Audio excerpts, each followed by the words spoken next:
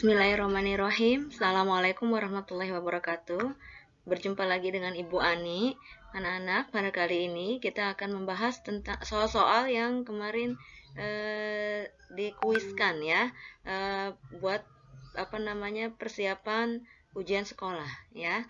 Karena ini materi-materi dari kelas 10, Bu Ani yakin anak-anak pasti banyak yang entah lupa, entah nggak inget, entah nggak paham. Ya, kita bahas lagi aja ya. Oke, bagi anak-anak yang suka dengan video ini dan belum subscribe, please subscribe terlebih dahulu. Terima kasih. Mari kita lanjut. Baik anak-anak, kita bahas soal nomor pertama ya. Soal nomor 1. Ini namanya persamaan tanda mutlak. Biar pada ingat pelajaran tanda mutlak. Jadi, tanda mutlak X itu anak-anak, kalau X-nya lebih dari sama dengan 0, maka tanda mutlak X ini bernilai X. Kalau X-nya kurang dari 0, maka tanda mutlak ini bernilai min X.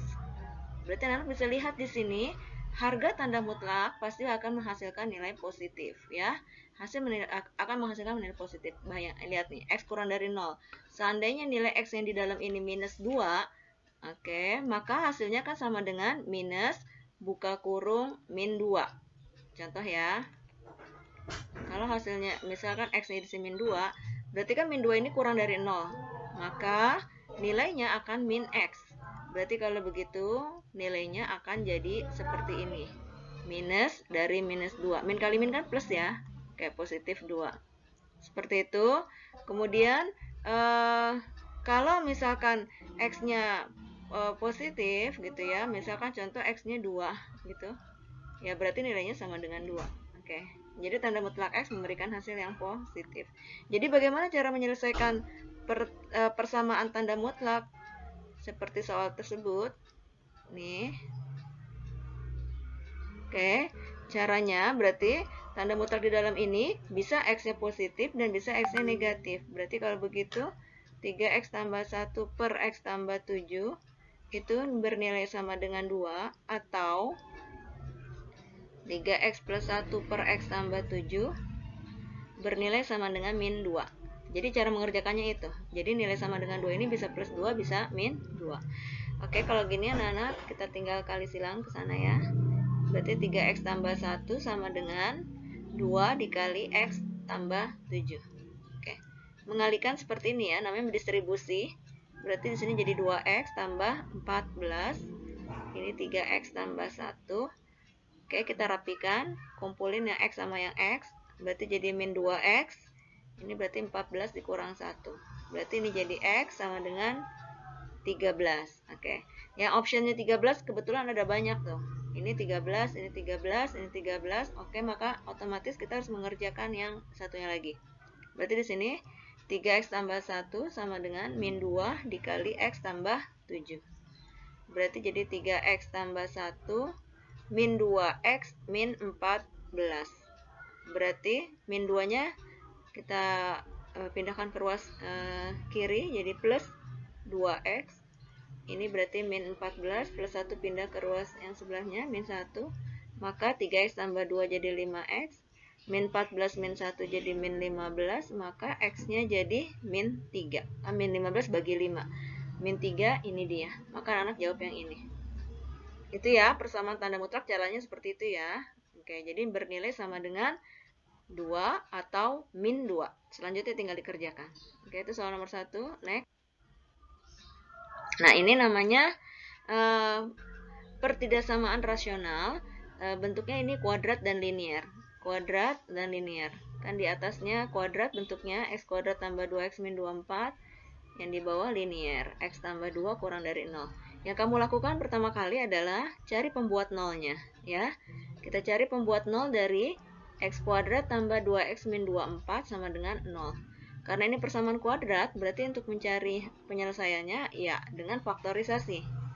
Betul? Masih ingat di sini 24 berarti berapa kali berapa hasilnya 24 ya? Ya, 6 kali 4 24. Nah, kita mau hasilnya plus 2, maka 6 kita kasih tanda plus, 4 kita kasih tanda min, karena kalau di jumlah hasilnya harus plus 2. Jadi 6 diambil 4, 2. Seperti itu. Jadi kita lihat 6 dikali min 4 hasilnya min 24, 6 diambil 4 hasilnya 2. Jadi di tengah untuk proses jumlah, di ujung untuk proses kali. Caranya seperti itu, faktorisasi. Berarti kita dapat nilai X sama dengan min 6. Di sini berarti X sama dengan 4. Seperti itu. Bisa ya, min 6 sama 4 ya. Ini kan dari X tambah 6 sama dengan 0. Berarti X sama dengan plus 6 pindah ya. Tuh jadi min 6. Seperti itu. Udah, kalau sudah kita cari pembuat 0 yang di bagian penyebut. Yaitu si X tambah 2. Karena di bagian penyebut, anak-anak, bentuk rasional itu, penyebut itu tidak boleh 0. Ya, tidak boleh sama dengan 0. Jadi harus X tambah 2 nilainya tidak boleh sama dengan 0. Kenapa? Kenapa tidak boleh 0? Ya, contoh ya. 4 dibagi 2 hasilnya 2 ya. Kalau 0 dibagi 2 hasilnya 0 ya. Tapi kalau misalnya 2 dibagi 0, ini tidak terdefinisi nih. Tidak terdefinisi. Jadi penyebut itu tidak boleh sama dengan 0. Maka X tambah 2 tidak boleh sama dengan 0. Maka nilai X-nya tidak boleh sama dengan min 2. Oke, karena kita sudah dapat posisi-posisinya, berarti anak-anak buat ininya, garis bilangannya ya, garis uji. Garis ujinya kita buat, masukin nilai-nilainya. Ada minus 6, ada minus 2, dan ada 4. Pada saat min 2, dia tidak boleh masuk himpunan penyelesaian, maka kosong. Oke, seperti itu. Karena di sini kurang dari 0, kebetulan kurang dari 0, maka ini semua juga tidak masuk ke dalam himpunan penyelesaian, ya, kosong. Kalau pakai sama dengan 0, baru ini penuh ya. Oke, kalau gitu kita uji. Anak-anak ini ngebayanginnya seperti ini. Jadi ada 1, 2, 3, 4, ada 4 daerah uji. Nah, anak-anak kita cukup nguji salah satu daerah saja. Misal Bu Ani nguji daerah 11 ini. Di sini ada angka 0 di sini. Ya, kita uji aja daerah yang 11 ini ya. Kalau daerah 11 ini kita uji nih, daerah 11 ini kita uji 0, maka kita masukin ke dalam persamaan ini, maka 0 tambah 0 min 24 kan minus. Oke. 0 tambah 2 kan plus. Jadi min dibagi plus adalah min. Berarti kalau itu ini daerahnya negatif. Sebelahnya itu udah tinggal lawannya aja. Ini berarti positif, ini negatif, ini berarti positif. Nah, yang kita inginkan HP-nya adalah daerah yang negatif, kurang dari 0. Kurang dari 0 itu negatif, maka ini dia yang kita arsir, daerah yang negatif. Oke, seperti ini. Berarti kalau begitu anak-anak, kita baca daerah himpunan penyelesaiannya. Untuk daerah yang ini, ini adalah nilai daerah yang semua nilai yang ada di sini lebih kecil dari minus 6 ya. Maka kita tulis X kurang dari minus 6, atau untuk daerah yang 11 ini X-nya ada di antara min 2 dan 4. Berarti min 2 kurang dari X kurang dari 4. Itu dia himpunan penyelesaiannya. Maka anak-anak jawab yang ini. Oke, next. Nah, ini namanya persamaan linier 3 variabel ya. Persamaan linier 3 variabel. Oke, sekarang kita list dulu ininya soalnya. Ada X tambah Y sama dengan 6. Ada X tambah Z sama dengan 10. Terus ada Z tambah Y sama dengan 4. Bu Ani urutin nulisnya begini ya. Y tambah Z sama dengan 4. Oke, seperti ini. Nah, ketika ada mengerjakan soal seperti ini, anak-anak fokus dengan 2 persamaan terlebih dahulu. Ya, anak bisa dilihat, ini ada 3 persamaan. Ini persamaan pertama, ini persamaan kedua, ini adalah persamaan ketiga. Nah, kalau Bu Ani lihat, ini ada X nih. Nih, ini ada X, ini ada X. Nah, ini dulu yang ini kumpulin ya. Oke, X tambah Y sama dengan 6. X tambah Z sama dengan 10. Oke, kita eliminasi X. Kita buang X, berarti X diambil X kan 0. Maka kita dapat persamaan Y min Z. Y dikurang Z sama dengan 6 dikurang 10. 6 dikurang 10 itu minus 4. Oke. Nah, kita dapat persamaan keempat. Nah, anak-anak bisa lihat, di sini adalah persamaan yang isinya Y dan Z. Di persamaan ketiga ini isinya juga Y dan Z. Nah, berarti kita pertemukan lagi. Persamaan ketiga tadi Y tambah Z sama dengan 4. Persamaan keempat adalah Y min Z sama dengan min 4. Nah, kita eliminasi lagi Y-nya. Oke, jadi 0. Kemudian kita baca Z. Z diambil min Z. Min sama min kan jadi plus. Jadi Z tambah Z bacanya ya. Z tambah Z jadi 2Z. 4 diambil min 4. Anak-anak kalau bingung cara baca 4 diambil min 4 atau Z diambil min Z, ditulis aja ke samping ke kanan. Contoh ya cara membaca ini ya. 4 dikurang min 4. Nah, tulis aja ke samping. Nah, ini kan jadi plus. Tuh. Ya, kalau bingung baca dari atas ke bawah, tulis aja ke samping. Sehingga ini dapatnya 8. Oke, maka Z diperoleh nilainya 8 dibagi 2, yaitu 4. Oke, kita sudah punya nilai Z sekarang. Udah, kalau sudah punya satu nilai kita udah enak. Kita tinggal nerusin untuk mencari nilai-nilai lainnya. Contoh, kalau Z-nya di sini sudah punya 4, maka kita bisa dapat nilai Y di sini, ya kan? Coba aja cari. Maka Y tambah Z sama dengan 4. Dengan nilai Z-nya adalah 4, maka Y-nya sama dengan 0. Y udah dapet, Z udah dapet, sekarang kita tinggal nyari X. Nah, X tambah Y, ini ada X di sini ya. Nah, ambil aja ini. X tambah Y sama dengan 6. Kita mau cari nilai X, Y-nya kita tadi udah punya, masukin, substitusi. Y-nya kita substitusi, kita masukin 0, maka kita dapat X-nya sama dengan 6. Nah, udah punya nilai semuanya. Oke, kita tinggal fokus sama pertanyaannya. Pertanyaannya adalah nilai X tambah Y tambah Z. Berarti kalau gitu, dengan X-nya adalah 6, Y-nya adalah 0, dan Z-nya adalah 4, maka kita peroleh hasil sama dengan 10. Maka kita jawab yang ini. Seperti itu. Oke, kalau belum paham diulang-ulang lagi sampai paham ya. Jadi prosedurnya adalah eliminasi dulu, eliminasi terlebih dahulu, 2 persamaan, fokus. Kalau buang X berarti harus ketemu 2 hal yang sama. Contoh ini tadi ya, anak-anak buang X dapat Y dan Z. Ya, incer sama persamaan yang ketiga, biar sama unsur elemen penyusunnya.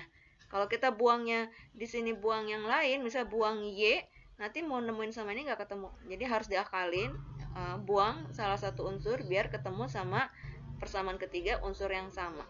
Buang X dapat Y dan Z, bareng deh tuh nanti sama persamaan yang ketiga. Oke, next.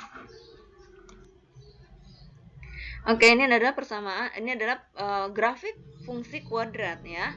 Anak harus tahu karakteristik dari grafik fungsi kuadrat. Contoh ya, ketika gambarnya menghadap ke bawah seperti ini, anak-anak harus tahu itu berarti nilai A-nya itu kurang dari 0 ya. Ketika grafik menghadap ke bawah, itu A kurang dari 0. Tapi kalau grafik menghadap ke atas, ya ini basic ya. Ini misal gini, grafik menghadap ke atas, itu berarti A-nya lebih dari 0. Berarti kalau gitu, karena ini gambar menghadap ke bawah, kita tahu nilai A-nya kurang dari 0. Oke, selanjutnya. Anak bisa lihat, di sini ada persamaan sumbu simetri. Ini dia garisnya, persamaan sumbu simetri. Ya, namanya garis sumbu simetri itu adalah membagi dua bagian menjadi sama besar. Ya, seperti itu. Ini adalah persamaan sumbu simetrinya. Lihat posisi titik puncaknya itu. Nilai X-nya berarti kan positif. Ini positif ya. Kan kalau X negatif, ini kan sumbu X nih. Ini namanya sumbu X. Namanya X negatif berarti ada di daerah sini nih. X negatif nih. X negatif ada di sini. Karena ini titik puncaknya ada di daerah X yang positif, berarti nilai sumbu simetrinya X-nya positif. Jadi kita harus mengenal karakteristiknya. Jadi yang namanya sumbu simetri itu itu rumusnya adalah X sama dengan min B per 2A. Ya, sumbu simetri itu X sama dengan min B per 2A. Karena dia ada di daerah yang positif, maka jelas X-nya, nilai X-nya adalah positif. Nilai sumbu simetrinya positif. Berarti nilai X ini nilainya positif. Nah, kita tadi udah tahu nih, A-nya negatif. Nih, ya kan? A-nya negatif nih. Kita mau cari nilai B. Kita mau cari nilai B. Dengan A-nya negatif, seperti ini, maka anak bisa baca, kalau kita ingin menginginkan hasil yang positif, berarti kan otomatis Kalau di bawah negatif, ya di atas harus negatif. Karena min bagi min adalah plus, gitu ya. Kalau di atas positif jadi salah. Kenapa? Karena plus dibagi min adalah min. Lihat, perhatikan baik-baik, nilai X-nya kan positif. Kalau ini negatif, maka di bagian atas juga harus negatif. Maka anak-anak harus isi apa di sini biar hasil di sini negatif? Ya, betul. Harus diisi positif. Karena plus kali min adalah min. Berarti kalau gitu kita ketemu nilai B-nya adalah positif. Nilai B-nya positif. Nah, kita tinggal cari jawabannya. Yang A-nya negatif, B-nya positif. Oke, nggak ada saingan, berarti jawab yang ini. A negatif, B positif. Tidak usah dilanjutkan sampai mencari nilai C, karena udah ada jawabannya. Oke, next. Ini namanya fungsi komposisi. Semoga masih pada ingat ya. Kita punya nilai fx sama dengan 2x plus 1. Fx sama dengan 2x plus 1. Sedangkan f bundaran G, FOGX itu adalah 2x min 9. FOGX itu adalah FGX. Ya, rumusnya itu ya. FGX. Anak-anak perhatikan, yang diketahui adalah fx gitu. Yang diketahui ini f-nya ya. Berarti kalau gitu gx kita masukin ke f. Oke. Kalau fx adalah 2x tambah 1, maka f gx berarti setiap nilai x diganti gx. Jadi 2gx tambah 1. Seperti itu. Oke, berarti ruas kiri ini bisa diganti ya. Kita balik lagi. Tadi kita punya soal ini f gx sama dengan 2x min 9. Oke, f gx-nya adalah ini. Tadi kita udah hitung 2gx tambah 1. Oke, nilainya sama dengan 2x min 9. Sama dengan 2x min 9. Oke, kita fokus mencari nilai gx ya. Berarti kalau gitu plus 1 kita pindahkan dulu. Jadi 2gx sama dengan 2x min 9 plus 1 pindah. Jadi min 1. Berarti 2gx sama dengan 2x min 9 min 1 berarti jadi min 10. Seperti itu. Oke, untuk mencari gx maka kita cukup kedua ruas sama-sama dibagi 2. Karena ini dibagi 2 nilainya 1, maka ini 2x min 10 dibagi 2 jadi x min 5. Ya, 2 bagi 2 1, 10 bagi 2 5. Nah, itu baru dapat nilai gx. Sedangkan di sini ingin dicari g inverse. Ini bacanya g inverse ya. Inverse itu mengubah persamaan dari y sama dengan itu jadi x sama dengan inverse. Berarti kalau gx mau kita ubah inverse-nya, anak-anak bikin persamaan y sama dengan x min 5, kita akalin biar jadi x sama dengan. Ya, biar jadi x sama dengan min 5 kan berarti pindah ya. Maka jadi y plus 5. Udah selesai, finish. Kalau sudah dapat persamaan jadi x sama dengan, ini berarti inverse-nya. Ya, ini berarti inverse-nya si g. Ya, inverse-nya si g. Nah, karena pertanyaannya g inverse untuk minus 3, maka x-nya ganti dengan min 3. Sehingga dapat hasilnya 2. Maka kita harus jawab yang ini. Oke, sip. Paham ya? Kita lanjut. Suatu pabrik tepung dengan bahan dasar beras X itu memproduksi tepung beras melalui 2 tahap. Tahap pertama menggunakan mesin yang menghasilkan bahan tepung beras setengah jadi. Nah, kayak disebutnya sebagai Y. Nah, kemudian dengan mengikuti fungsi yang ada, maka selanjutnya dilanjutkan dengan mesin kedua untuk menghasilkan tepung beras dengan fungsi G ya, fungsi G. Jadi anak-anak ini kalau baca soal seperti ini adalah soal fungsi komposisi ya. Awalannya bahan dasarnya adalah si beras yang disebut dengan sebagai X. Nah, X ini katanya diproses dengan menggunakan mesin pertama. Diproses dengan menggunakan mesin pertama sampai menjadi menghasilkan bahan tepung beras yang setengah jadi. atau disebut juga sebagai Y katanya gitu kan. Tuh, tepung beras setengah jadi alias Y. Lewat mesin, mesinnya apa? Ini mesinnya. Tuh, namanya mesin FX. Namanya mesin FX. Ya, FX-nya adalah 1/9 X kuadrat min X tambah 5. Nah, setelah menjadi bahan tepung beras setengah jadi, ini diolah lagi pakai tahap kedua, yaitu menggunakan mesin kedua. Nama fungsinya adalah fungsi G. Nah, fungsi G-nya memetakan Y tentu ya. Ini dipetakan lagi dengan fungsi G. G-nya memetakan Y. Nah, bisa lihat nih, F-nya memetakan X, fungsi G-nya memetakan Y. Sampai jadi apa? Tepung beras yang diinginkan ya. Sampai dapat tepung beras yang diinginkan. Gitu. Nah, sekarang katanya jika beras yang tersedia untuk produksi ada 9 ton, ini ada 9 ton ini beras yang disediakan. Ditanya berapa banyak tepung beras yang dihasilkan, ini yang ditanya gitu. Berarti otomatis untuk menghasilkan tepung beras diolah dulu dengan menggunakan mesin pertama sampai dapat tepung beras setengah jadi. Maka kita cari dulu Y-nya. Menggunakan apa? Ini dia, menggunakan mesin yang pertama, yaitu mesin F ya, yaitu dengan menggunakan Fx 1/9 X kuadrat min X tambah 5. Maka X-nya 9 dipetakan oleh fungsi F. Kita masukin. Ya, setiap X diganti 9 ya. Seperti itu.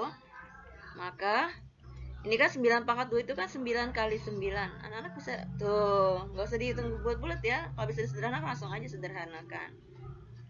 Berarti dapat 9, 9 diambil 9 0. 0 tambah 5 5. Jadi dari 9 ton ini dihasilkan menjadi tepung beras setengah jadi sebanyak ini gitu, sebanyak 5 ton. Nah, baru kita lanjutin lagi proses lagi, dipetakan lagi oleh mesin yang kedua dengan mesin G. Yang dipetakan adalah si Y ini, tuh GY ya kan? Untuk menjadi apa? Ini dia, untuk menjadi tepung beras ya, untuk menjadi tepung beras. Maka kita masukkan GY-nya adalah ini 7Y tambah 3. 7Y tambah 3. Y kita nilainya 5. Nih, Y kita nilainya 5. Maka kita substitusi Y-nya ganti 5. Jadi 7 kali 5 35 tambah 3 38. Jadi deh tepung berasnya sebanyak 38 ton. Ini dia. Oke. Paham ya? Lanjut. Oke, sekarang ini soal trigonometri. Ada tangga yang panjangnya 4 meter disandarkan pada dinding suatu rumah. Jadi anak-anak kalau ini harus buat ilustrasi ya. Ilustrasi aja. Ini tangga disandarkan pada dinding rumah. Ini dinding rumah ya, ini dinding rumah. Nah, tangga ini panjangnya 4 meter. Nah, kemudian sudut yang dibentuk oleh tangga dan dinding rumah. Kalau ini tangga, ini dinding rumah, berarti ini yang dimaksud nih, sudut yang dibentuk. Itu katanya 60 derajat, gitu. 60 derajat. Pertanyaannya adalah jarak kaki tangga. Ini kaki tangga dengan dinding rumah. Ini dinding rumah. Berarti ini yang ditanya, gitu. Jadi, buat ilustrasinya. Jadi biar terlihat. Ini perbandingan trigonometri. Dengan sudutnya ada di sini. Posisi X berarti ada di posisi depannya sudut, gitu ya. Dan tentu ini akan membentuk siku-siku karena tegak lurus. Berarti kalau ini depannya sudut, ya, fokus sama sudutnya ya. X itu ada di depannya sudut, Kemudian 4 meter ini berarti ada di sisi miring karena ini siku-sikunya. Ini adalah sisi miring. Nah, anak-anak gali informasi apa perbandingan trigonometri itu. Kita sudah sempat bahas kemarin ya, pas belajar geometri ruang. Ya, ini perbandingan trigonometrinya. Sin demi. Kalau posisinya depan miring, itu berarti perbandingan sin. Kalau cos sami. Samping miring. Perbandingannya cos. Kalau tang desa. Depan samping. Berarti anak kalau lihat ini sudutnya di sini, X-nya adanya di depan, 4 meter ini adanya di miring, berarti perbandingan apa ini depan sama miring? Ah, betul, perbandingan sin. Berarti anak-anak tulis di sini. Sin 60 itu sama dengan depan miring. Depannya adalah X dan miringnya adalah 4. Tulis seperti ini. Ya, jadilah ini perbandingan trigonometri. Nah, jadi kita bisa dapat nilai X-nya nih. Karena ini persamaan linier. Hanya satu variabel X, berarti selesai. Sin 60 berapa? Ya, sin 60 setengah akar 3. Betul. Berarti X per 4. Jadi, ini sama-sama bagi 2. Sama-sama dikali 2 ya. Tuh, dapat 2. 2-nya kali silang ke sana. Jadi 2 akar 3. Berarti X-nya adalah 2 akar 3.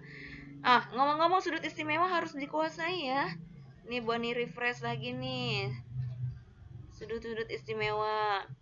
Ya, ada 0 derajat, ada 30 derajat, ada 45 derajat, ada 60 derajat, dan ada 90 derajat. Gampang kok ngafalinnya. 0, ini setengah, setengah akar 2, setengah akar 3, 1. Ya, kalau untuk cos, dari sini nih ngafalinnya. Jadi, kalau ujian ditulis aja dulu ini, apa tabelnya ini. Ya, pindahkan memorinya dulu ke sini. Tuh, sama. Gitu. Berarti cos 0 nilainya 1. Kalau ini sin 91, kalau cos 0 nilainya 1. Kalau tangen 0 sepertiga akar 3, 1, ini akar 3, ini tak terhingga. Itu kalau tangen. Oke ya, itu. Kita lanjut. Ini masih trigonometri. Oke, namanya sudut yang berelasi ya, sudut yang berelasi. Anak-anak, sudut itu dibagi 4 kuadran. Kuadran pertama itu dari 0 sampai 90 derajat. Sudut kuadran pertama. Kalau kuadran kedua itu 90 sampai 180 derajat. Kuadran ketiga itu sampai 270 derajat. Kalau kuadran 4 itu sampai 360 derajat. Nah, setiap sudut yang berelasi itu ada rumusnya gitu ya. Nah, kita harus tahu dulu nih apa posisi nilai positifnya dulu ya. Ini all artinya semua yang dinilai kuadran 1 itu nilainya positif. Sin itu hanya sin saja di kuadran 2 yang bernilai positif, yang lainnya negatif. Tang berarti di kuadran 3 hanya nilai tangen yang positif. Cos di kuadran 4 hanya nilai cos yang positif. Ngapalnya mudah. All sin tang cos gitu ya. Ngapalinnya all sin tang cos. Nah, berarti anak-anak bisa dilihat nih. Pertama, 150. 150 itu adanya di kuadran 2 ya. Gitu. Ini kan 90 sampai 180. Berarti 150 ada di sini di kuadran 2. Nah, anak-anak buka kuncinya ya. Dibuka kuncinya. Cara ngebuka kuncinya gini nih kalau buat ini. Ingetin nih. Ini 180 min kalau di kuadran 2. Ini 180 plus. Tuh. Ini 360 min. 360 min. Tuh, dibuka pakai kuncinya. Jadi contoh ya, kita mau menghitung nilai sin 150. Ada di kuadran 2 150. Kuncinya 180 min. Berarti 180 min 30. Betul. Ya, cari jawabannya nilainya 150 berapa kan? 180 diambil 30 kan? Berarti nilainya ini sama dengan sin 30. Karena 150 ada di kuadran 2, nilai sin yang positif, maka nilainya positif setengah. Seperti itu. Nah, sekarang kita cari lagi cos 300.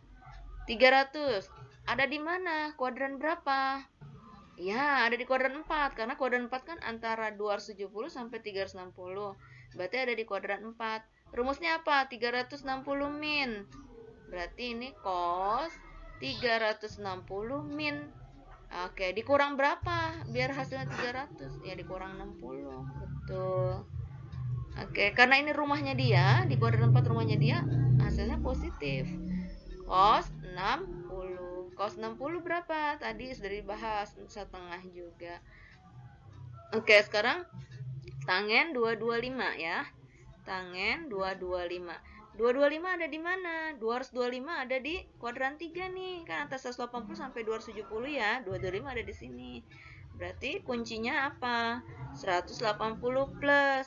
Oke, plus berapa biar hasilnya 225? Plus 45.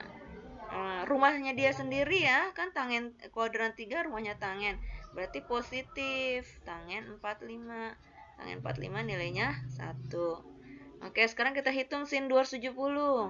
Sin 270. 270 ada di mana? Kuadran 3. Oke, kuadran 3. Berarti sin 180 plus ya. Karena kuadran 3 kan rumusnya 180 plus. Plus berapa biar 270? Iya, plus 90. Kuadran 3 kan rumahnya tangen ya kan?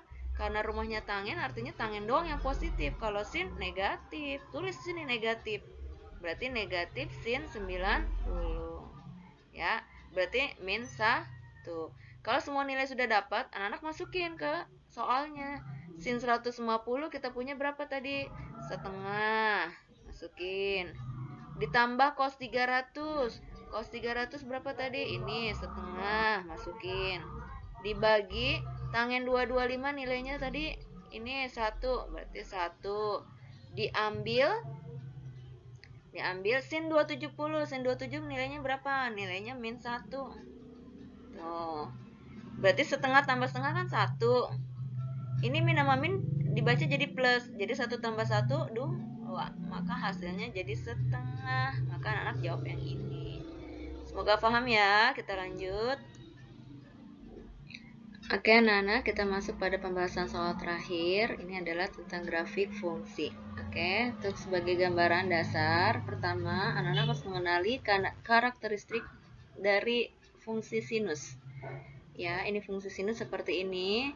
Ini adalah Y sama dengan sin X. Jadi anak bisa lihat satu periodenya. Kalau sin X itu berarti 360 derajat satu periodenya. Satu periode itu terdiri dari satu puncak dan satu lembah. Ya, ini 360 derajat. Berarti ini setengahnya 180. Ini setengahnya lagi berarti 90. Ini setengahnya berarti 270. Berarti anak bisa lihat puncaknya adalah 1. Ini 90, maka sin 90 adalah 1. Nah, sekarang gimana kalau gambar bergeser? Misal contoh, gua nih pengen geser ke kanan. Dari mana tahu kanan? Ini minus ya. Dikasih note catatan kalau min gesernya ke kanan. Kalau plus gesernya ke kiri. Maka gambar akan bergeser semua ke kanan. Jadi, seperti ini.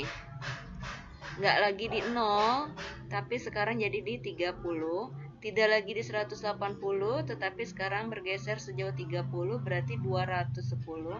Dan tidak lagi di 360, berarti bergeser sekarang di 390. Seperti itu. Nah, sekarang kalau melihat gambar ini, sin 2x. Bagaimana bisa melihat secara cepat gambar dari sin 2x? Anak-anak berarti lihat sini 2. Maka satu periodenya dia tidak lagi di 360, tetapi satu periodenya di 180. 360 bagi 2. Berarti kalau begitu, anak-anak tetap dia satu puncak satu lembah seperti ini, tapi periodenya cuma sampai 180. Berarti ini setengahnya 90, berarti ini setengahnya lagi 45, ini setengahnya lagi 135. Seperti itu. Ya, jadi kalau kita mau lihat gambar ini, Y sama dengan sinus X nih yang putus-putus, dan kita pengen melihat gambar yang si GX, berarti anak-anak bisa lihat gambar kan bergeser ya ke arah kanan. Kalau geser ke kanan berarti cari yang minus, ini kan plus, berarti jangan dijawab yang ini plus, berarti jangan jawab yang ini. Kita cari gambar yang bergeser ke kanan. Nah, selanjutnya yang kita lihat berikutnya adalah apanya?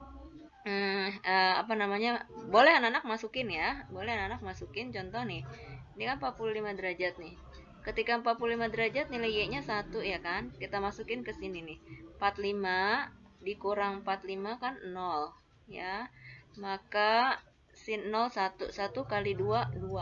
Sedangkan di sini maunya 1. Berarti jangan jawab yang ini. Oke. Sekarang kemungkinannya coba yang ini. Ini 45, diambil 45, 0, sin 0, 0, 0 tambah 1, 1. Oke, cocok. Ini juga 45, diambil 45, 0, sin 0, 0, 0 kali 2, 0, 0 tambah 1, ini 1. Berarti kemungkinannya antara yang ini atau yang ini.